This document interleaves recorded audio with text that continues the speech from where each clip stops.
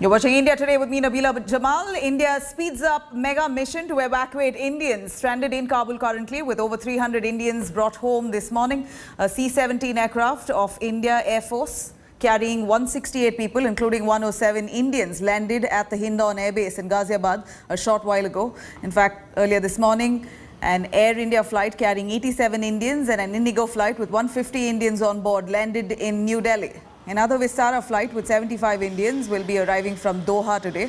These passengers were earlier evacuated from Kabul in an Indian Air Force aircraft there. Over past few days, they've been brought into India. American security forces who are patrolling the runway of the Kabul airport currently helping India in its evacuation. Now, this comes right at a time, a day in fact, after government sources told India today that India has been allowed to operate 2 flights per day from Kabul to bring back its citizens home. India is using the Tajikistan and Qatar route to bring back its citizens from Afghanistan. In fact, the Indian government is also in touch with officials on the ground to negotiate smooth entry of Indian citizens into crowded Kabul airport complex. Finally, after a long wait, these 168 people have reached India. And as I said, some of them are Afghan citizens. The Indian government has made special efforts to ensure that even Afghan citizens who want to come to India should be brought back. There's an e-visa facility for them. But there were a lot of complexities. There is a lot of chaos around the airport in Kabul. The airport right now is being taken care of by the US forces. But as far as the town is concerned, it's in complete control of the Taliban. And that is what is leading to a lot of chaos, a lot of confusion. The situation remains extremely fluid. But finally, this is the third sortie of the Indian Air Force that has taken place from Afghanistan. In addition to this early morning, there were 2 commercial flights as well that landed in New Delhi. बहुत गंदे हालात थे वहाँ, तालिबान थे, बहुत हालात सही नहीं थे, एयरपोर्ट बार बार आना पड़ रहा था, बहुत फायरिंग वगैरह थी, बहुत जालिम वहशी दरिंदे लोग हैं, तो बहुत मुश्किलों से बस यहाँ पहुँचे। क्या एयरपोर्ट पे भी कहीं पे कोई दिक्कत हुई थी? एयरपोर्ट में भी हाँ, तालिबान वगैरह बहुत मना कर रहे थे, मत जाओ, किधर जा रहे हो, फिर बहुत मुश्किलों से तब जाके हम छूटे हैं। बस मोदी सरकार का हम बहुत धन्यवाद दिल से करते हैं। वहाँ बहुत मुश्किल था, इसलिए यहाँ आया। तालिबान जब मेरा वो इंडिया और बहने और भाया उठाया, हम भी उसके साथ था, दामाद में और मेरा लड़की भी 2 पोटा में भी था।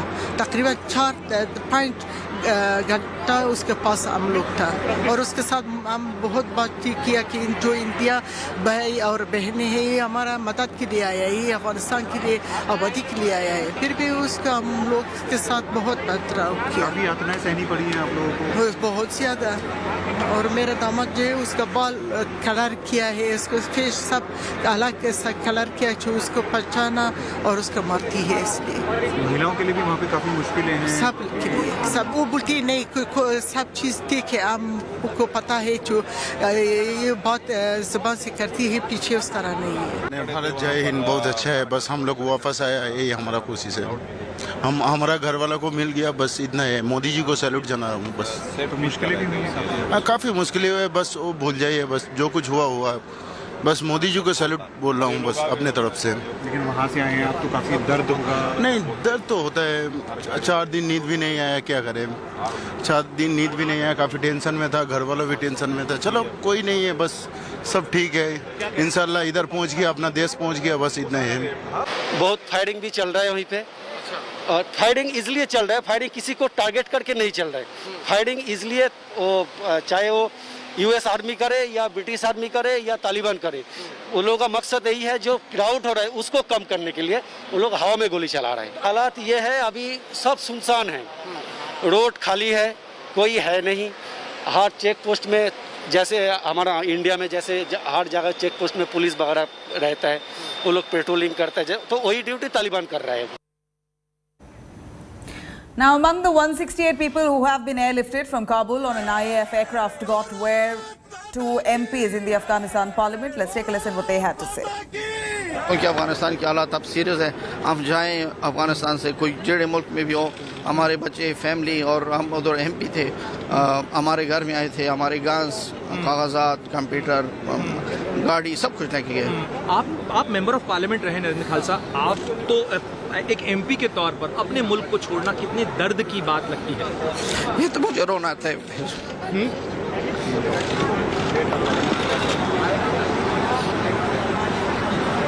सर आप जाएंगे अपने घर, आप चिंता मत करिए, आप जाएंगे, ऐसा आप रोइए मत सर। हाँ सर, अफगानिस्तान के लिए कोई दुआ इस समय अगर आप कहना चाहें तो क्या कहेंगे अफगानिस्तान के लिए? बस क्या करें, जो अफगानिस्तान में हमारे पीढ़ियों से रह रहे थे, इस तरह हालात जो एक हमने नहीं देखा, तो जो आप देख रहे हैं उधर सब कुछ हमारे सीरिया सब कुछ खत्म हुआ। 20 साल जो गवर्नमेंट बनी थी, अतः सब कुछ खत्म है उधर, अब जीरो है। Now, amid reports of a truce between Taliban and Panjshir resistance, the head of the Foreign Relations for the National Resistance Front of Afghanistan has now rejected the report here.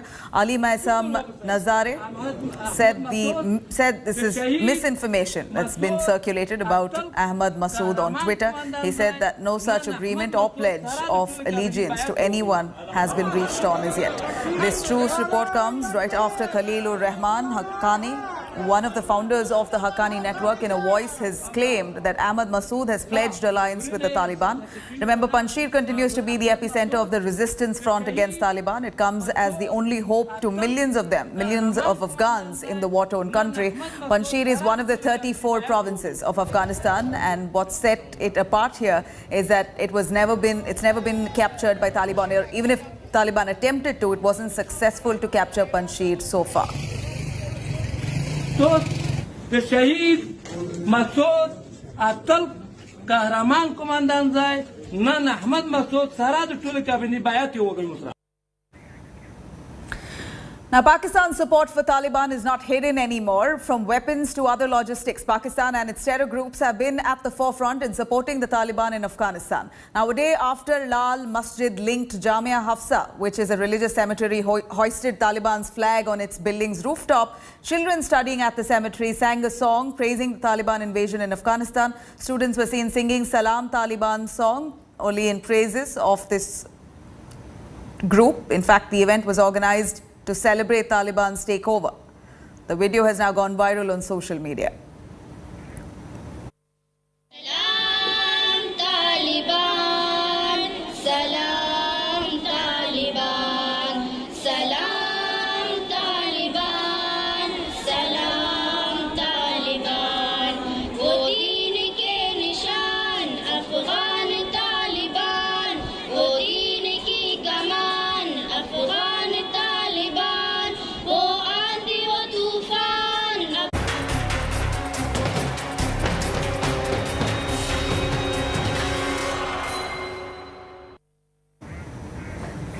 Now, skirmishes along the India-China border in Sikkim might have decreased, but the army is not ready as yet to let its guard down. The army has deployed the Bofors anti-aircraft guns along the border in Sikkim. The army has deployed Bofors guns near the borders to mobilize resources to counter China. Bofors guns can be extremely lethal and capable in these different and difficult terrain.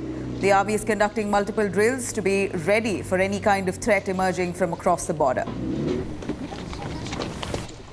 It is a Swedish gun which was inducted into Indian artillery system in late 1980s. This gun has got various characteristics. It can fire up to the range beyond 30 kilometers and engage targets therefore. It can fire various types of ammunition as per the requirement. Also this gun weighs 12 tons. The gun has got an integral APU which helps in the mobility of very short distances.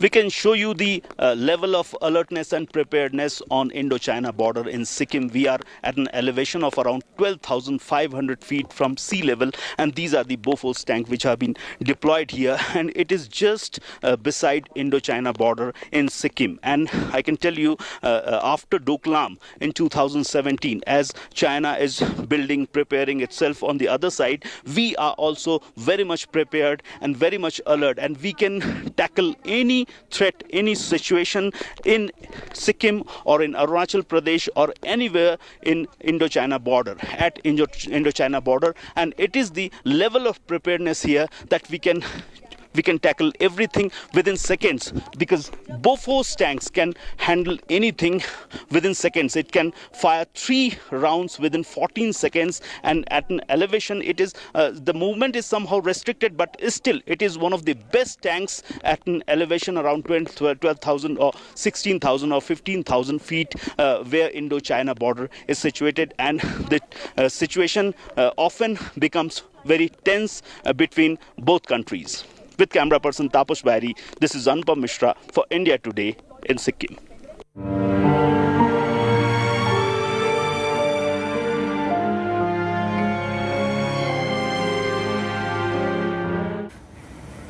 Now, unfortunately, former Uttar Pradesh Chief Minister Kalyan Singh took his last breath on Saturday at Sanjay Gandhi Postgraduate Institute of Medical Sciences in Lucknow. He died at 89 due to sepsis and multi-organ failure.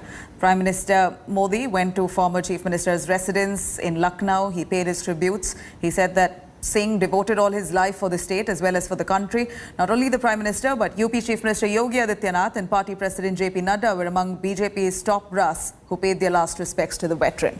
Kalyan Singh's mortal remains are at the BJP office so that people can pay their tributes. Later, after 3:30 p.m., his body will be taken to Aligarh. His last rites will be performed with full state honours in Narora on Monday. Now, tributes have been pouring in for the two-time former UP Chief Minister. Home Minister Amit Shah, BSP President Mayawati expressed their condolences along with several other leaders. अपने माता पिता ने उन्हें जो नाम दिया था, उस नाम को सार्थक किया। वो जीवन भर जन कल्याण के लिए जिए। उन्होंने जन कल्याण ही अपना जीवन मंत्र बनाया। उनको जब भी जो दायित्व मिला, चाहे वो विधायक के रूप में हो, चाहे सरकार में उनका स्थान हो, चाहे गवर्नर की जिम्मेवारी हो, हमेशा हर एक के लिए एक प्रेरणा का केंद्र बने।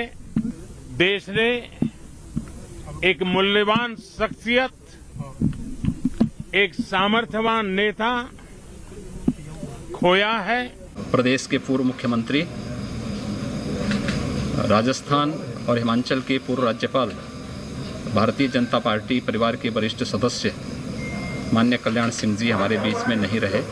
उन्होंने शासन में शुचिता, दृढ़ता, मूल्यों और आदर्शों के प्रति अपने कार्यकाल के दौरान जो आदर्श प्रस्तुत किए थे, वो आज भी मानक बने हुए हैं। श्री कल्याण सिंह जी को मैं सचमुच एक अपना नेता कहूं या बड़ा भाई कहूं, या उन्हें हम एक मित्र कहें, ये फैसला कर पाना बहुत ही कठिन है, क्योंकि कभी कभी उनकी भूमिकाएं इस प्रकार की लगती थी, इसमें नेता है हमारे, इसमें हमारे बड़े भाई हैं, इसमें मित्र के रूप में है, ऐसा प्रतीत होता था बराबर उनके साथ।